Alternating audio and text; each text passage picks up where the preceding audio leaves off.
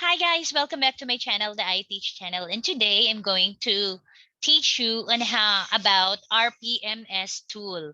Okay, so dahil nga nagkaroon ng maraming adjustment ng Department of Education, so anong nangyayari, nagbago din ng or nag-adjust din ng schedule ng Department of Education doon sa phase 1, phase 2, sa performance review. So dahil na adjust at hanggang yung phase 1 ay hanggang April na. So it means na ang ating performance review will be on May pa. So ito, kaya ako that's the reason why I made this video. It is for you guys para this will assist you on how to prepare your MOVs um for your mid-year review. Okay, so there are two RPMS tools for teachers. The other one is for proficient teachers. Ito yung teachers 1 to 3, and then we have also for master teachers 1 to 4, with whom we consider as highly proficient teachers. So ito yung mga itsura nun. So take note, ratees and raters must use this version of the RPMS tool for school year 2020 to 2021, which states RPMS tool only in times of COVID-19. Ayan, I stagger na ako. Napapagod na yata ako. Alright. So, next, 11 RPMS objective for school year 2020-21 lang ito. Okay, so for teacher 1, ito kasi pinaliwanag ko na to sa last video ko. Ito yung mga indicators and objectives for the highly proficient and the proficient teachers. So hindi ko na babasahin lahat-lahat kasi nga sabi ko nga sa inyo napapagod na nga ako. Alright, so take note that ito, yung 5 at saka 7, these objectives are especially selected for this school year as learners and people across the globe in general have been affected by COVID-19 pandemic.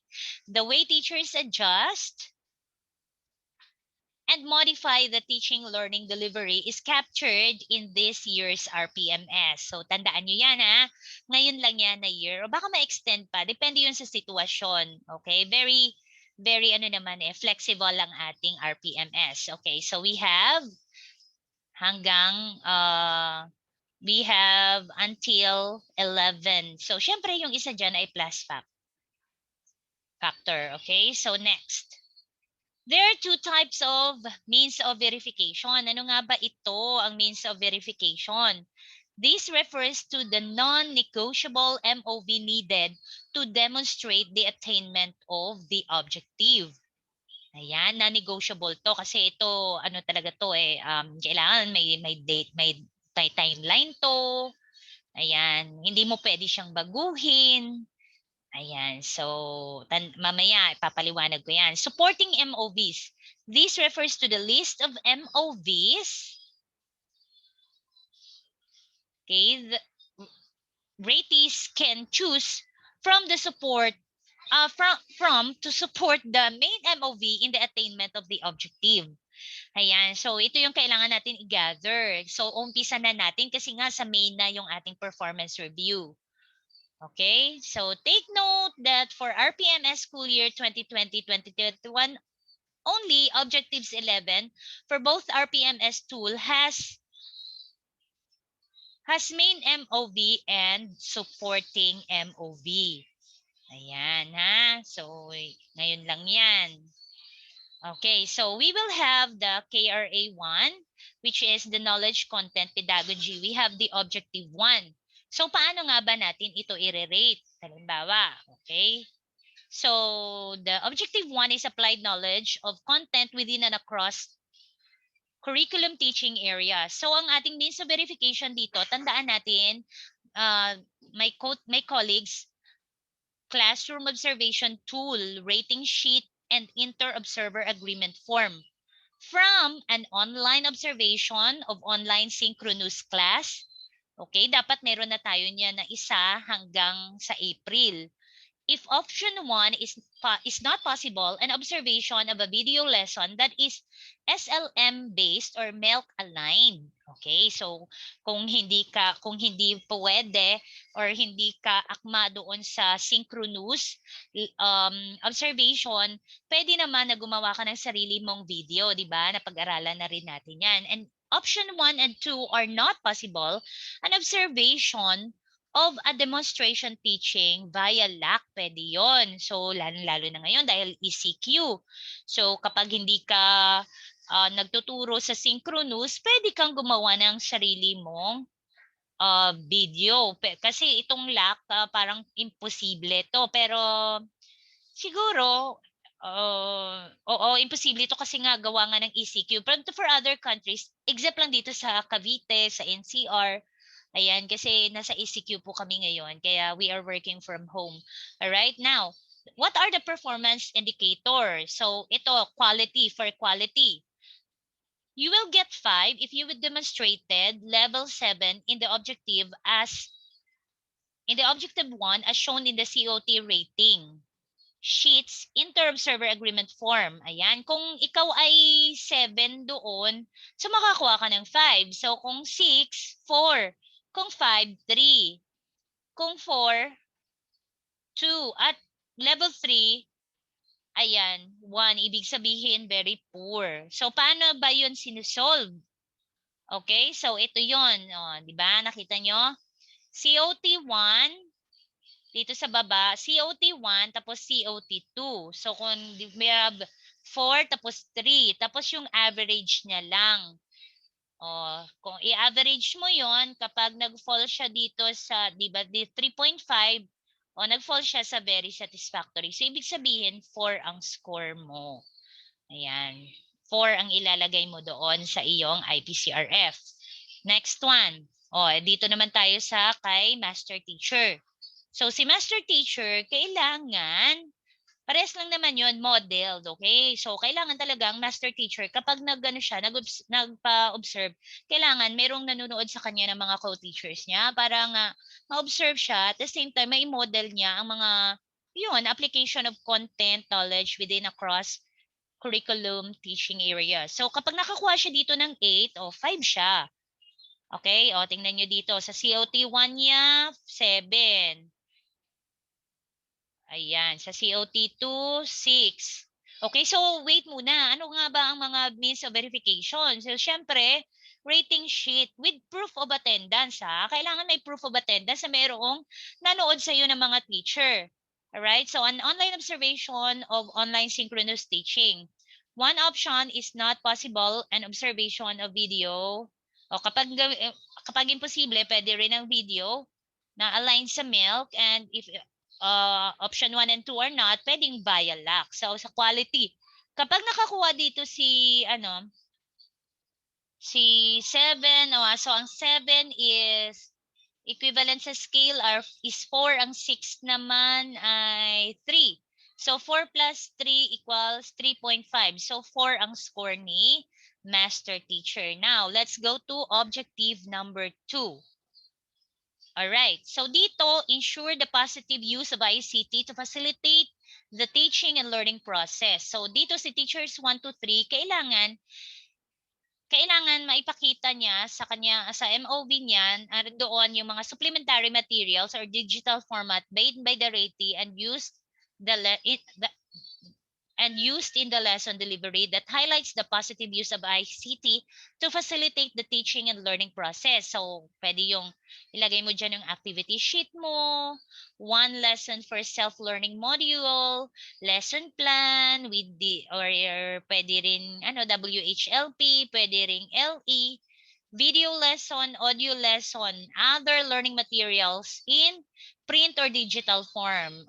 Ayan. So kapag digital, dahil hindi naman yan natin ma-print, so kailangan may annotation. For quality, okay, tandaan nyo. Okay, paano makakuha ng 5? Ensure that the ICT used to redefine and transform learning experience says and are documented properly and consistently using any referencing style as shown in the submitted learning materials. Paano siya makakuha ng 4? Ensure that the ICT used augment and enrich learners' experiences and are documented properly and consistently using referencing style as shown in the submitted learning materials. Number 4, I mean, next one, paano siya makakuha ng 3? Ensure that the ICT use modify processes and improve learning experience and are documented properly and consistently using any referencing style as shown in the submitted learning material. At for unsatisfactory, do not create any learning experience. So wala talaga. At ang number, kapag lalagyan mo siya ng 1 kung no acceptable evidence was shown. So this is very impossible naman na makakuha ka ng 1 kasi ngayon nga through online nga, 'di ba? O sa halimbawa, ang pinakita mo dito ay ang MOV1, yung activity sheet mo. So 3 lang ang nakuha mo dahil you modify processes and improve. All right? And for MOV2, 1 lesson from SLM. Okay, so 4 kasi nag-augment ka, nag-enrich kasi siguro marami kang pinabago mo, pinaganda mo lalo ang SLM, okay? So kasi kapag naman ikaw ay teacher, kapag gumawa ka na yung lesson, pwede mo naman siyang i-modify, pwede mo siyang i-enrich or 'di ba? Nasa iyo, ikaw ang you're the captain of your ship. Okay, now for master teacher. Oh, ito si master teacher. Ayan, promoted effective strategies in the positive use of ICT to facilitate learning and teaching processes. So ano mga means of verification niya?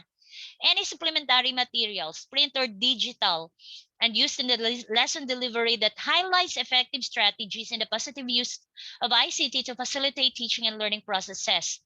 Ito, performance monitoring and coaching form to show proof of coaching and mentoring the colleagues. So ito kasi nilalagay ko talaga ito sa sa COT form or sa observation note.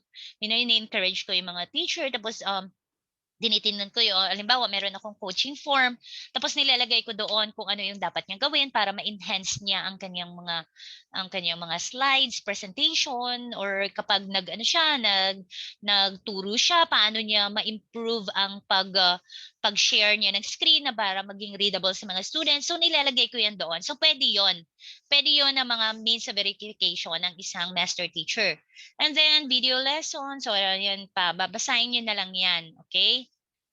Ayan, basta mga any proof. Okay, so for means of verification, activity sheets for example, 3, makakuha si sa SLM niya naman 4. Oh, parang baba naman. Parang gusto ko palagi 5. Okay. So si master teacher ay nakakuha ng 4. So very satisfactory na naman siya. Okay, now for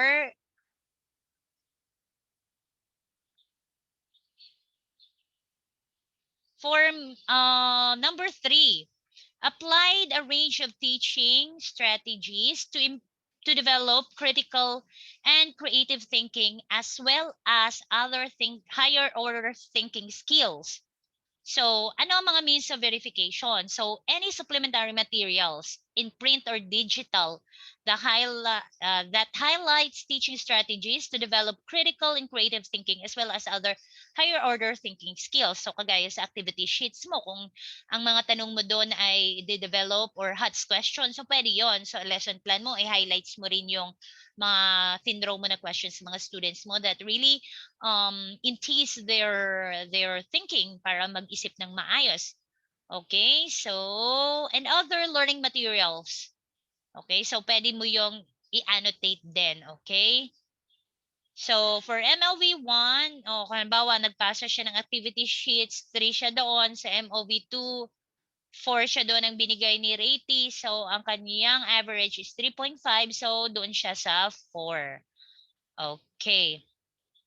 So next, we have number 4. Establish a learner-centered culture by using teaching strategies that respond to their linguistic, cultural, socio-economic, and religious background. So ito, parang pinag-isipan tong maigi kasi tong number 4 na to. Talagang learner-centered. So, kailangan ang mga MOVs mo dito, responsive to the learner's linguistic, cultural, socio-economic, and religious background. So, ayan. So, paano nga ba? So, paano mo re-ratean ito? Outstanding ka if utilized effective teaching strategies that appropriate in responding to the learner's linguistic, cultural, socioeconomic, and religious background at an individual level shown in the submitted learning material. So ganito kasi, alam mo naman kung ano, kung naiintindihan man ng mga estudyante mo yung lesson mo kasi nakakasagot sila. Pero pag hindi mo in-adjust yung lesson mo sa with their level, talaga naman magkakaproblema ka. So parang wala ka lang makakausap diyan sa mga estudyante mo. So dapat talaga it must respond to their linguistic, cultural, so kailangan mag-modify ka rin, i-contextualize mo siya, okay? So kapag 4 ka, if you have an effective teaching strategy, satisfactory ka if you have an effective strategy that is appropriate responding to the learners, okay? Needs, okay? Then unsatisfactory kung teaching strategies or strategies partially lang, okay? Hindi masyado. And 1, of course, poor. Okay, now let's go to number 5. Okay, number 5, planned and delivered teaching strategy. Oh, okay. So 5, planned and delivered teaching strategies that are responsive to the special educational needs of the learners in difficult circumstances, including geographic isolation, chronic illness, displacements due to armed conflict, urban resettlement or disasters, child abuse, and child labor practices. So ito, very timely ito. At ito ay ginagamit lang ngayon in times of COVID-19. Kasi nga, pwede mo tong i-contextualize kasi our students right now are facing problem nga dito itong pandemic na ito na fini-face natin. So, kailangan i-integrate mo siya sa lesson natin. Okay? So, makikita ito sa ating classroom COT. Okay? And ano ba ang mga means of verification? An online observation of online synchronous teaching. Kapag hindi pwede, kapag modular teacher siya, so pwedeng video lang, basta SLM based at saka MELT based. And if option 2 and 1 are not possible, so pwede siyang mag-demonstration via LAC. So paano ito i-rate natin? So 5, kung nag-demonstrate siya ng level 7 doon sa COT. Okay, rating sheets, inter-observer agreement. 4, kapag 6 lang ang kanyang score. 5, 3 kapag 5 lang, unsatisfactory kapag level 4 lang siya doon, at poor kapag sa 1 lang siya ang kanyang COT. So again, kukuhanin mo pa rin yung average. Okay, now, for objective 6, use strategies for providing timely, accurate, and constructive feedback to improve learners' performance. Evidence that highlights providing accurate and constructive feedback to improve learners' performance and show timeliness of feedback given to any of the following. Means of verification, pwedeng activity sheets, pwedeng performance task, quiz, or test, self-learning module. Okay, pwede yon. So, paano? Magkakaroon ka ng 5. So, dito dalawa ang nire-rate, ang quality at saka timeliness sa 6. Sa objective 6. For quality, kailangan provided learners with accurate, specific, and directed constructive feedback. O yan, madali yan. Okay? Lagi naman natin ginagawa yan. Nagbe-very good tayo doon sa Google Classroom. Kapag nagpasa, sinasabi natin kaagad na good job. Ayan. Performance satisfactory, number 4 lang ang kanyang score. Paano? Provided learners with accurate and specific feedback as shown as evidence submitted.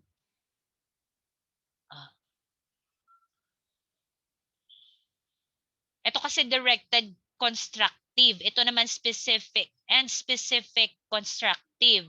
Ito, pag nakakuha ka ng 4 kapag general constructive feedback. Ayan. At saka 2 lang kapag destructive. Ala, nakakasira. Okay? And timeliness. At yung ka poor kapag wala ka talagang ginawa na teacher. At hindi naman yung gagawin ng teacher. For timeliness, MOV submitted shows feedback given within 5 working days for submission. Ayan. Ito naman within 6 to 10 working days of submission. Ito naman within 11 to 20 working days of submission and 20 working days for submission and no evidence was shown. Ito naman, alam mo kasi very flexible nga yung sinasabi ko nga sa inyo, flexible ang ating IPCR rating. Kasi, I mean, RPMS tool. Kasi nga, kagaya naman sa amin, pinapasubmit sa amin yung mga grading sheets namin. Biglang nag-suspend ang class, nagkaroon ng ECQ. So, hindi namin naipasa within 6 to 10 days working days. So, pero syempre, ko-consider mo rin yun kasi nga hindi naman yung ginusto ni teacher na ma-postpone ang klase. Okay, so next we have objective 7. Okay, so selected, developed, organize, and use appropriate teaching and learning resources, including ICT, to address the learning goals. So, ano mga means of verification? COT rating lang. Okay? Ayan, kapag 7 siya doon, may 5 siya. Kapag 6, 4. Kapag 3, 2. Kapag level 4 siya doon, 2 ang kanyang score. At kapag level 3 siya, so poor. Ayan. Okay, ito na naman kay master teacher. So, COT pa rin. Ano? So, kapag all the learning outcomes, bakit nasa learning outcomes na agad ako? Okay, so nagdiretso siya. So, all the learning outcomes. So, ito sa ano na tayo? Sa objective 8. Modeled to colleagues the setting of achievable and challenging learning outcomes that are aligned with learning competencies to cultivate a culture of excellence for all the learners. Ayan. So, all the time, the learning, so ang mga ano mo dito, yung DLP, I mean yung LE, or one lesson from self-learning module prepared by the ratee with achievable and appropriate learning outcomes that are aligned with the learning competencies shown in the following lecture discussion, activity sheets, performance task, rubric, and demonstrated in LAC session. Ayan, oo. Yun, ganun yun. Makikita naman natin yun. So, 5, kung all the learning outcomes set are aligned. O, ayan ha, majority. So, hindi lahat. 4 ka lang. So, kapag kalahati, 3 ka lang. Okay? Kung less than half, 2. Kapag wala talaga, 4. O, efficiency. O, kapag 4 na MOV ang ibinigay, so 4. Kapag 3, 5. Kapag 3, 4 lang. Kapag 2, 3 lang. Okay? Kapag isa, edi isa lang. 2 lang. Kapag wala talaga, edi wala. Okay, now objective 10. Participate in professional networks to share knowledge and enhance practice. So, anong mga means of verification? No? Dami nito kasi lahat tayo niyan. Lahat ng certificates mo dyan. Lahat ng training course. Lahat ng mga LAC session, coordinatorship, ilagay mo dyan. O, tingnan pa natin kung hindi ka makakuha ng 5 sa quality at saka sa efficiency. Okay, ganun din sa kay master teacher. Okay, so napakadali lang yan. And for number 12, perform various related works activities to contribute the learning teaching process. Ito, ginagawa talaga natin to. Okay, so committee involvement, advisorship in co-curricular activities, involvement in module learning materials writers. Nako, lahat nga yan ginawa na yan the teachers. Involvement as module learning materials, validator, participations in the RO, school, yan. Kasi ako nga, kasama kami doon sa mga radio script writers. Book journal authorship, coordinatorship, coaching, mentoring pre-service teachers, ayan. So, ang dami natin pwedeng mailagay dyan. So, for quality, sigurado 5 na tayo dyan. For efficiency, kailangan makapasa tayo ng 4. So, swak na swak. 4 na talaga. So, ito yon. So, tandaan ninyo na ito yung mga ipapasa natin, okay? So, for additional features of the RPMS, pwede po ninyo itong gamitin. Ayan ha. So, see you next time. Masyado nang mahaba ang aking mga Sinabi. Okay. So, see you next time, guys. Bye!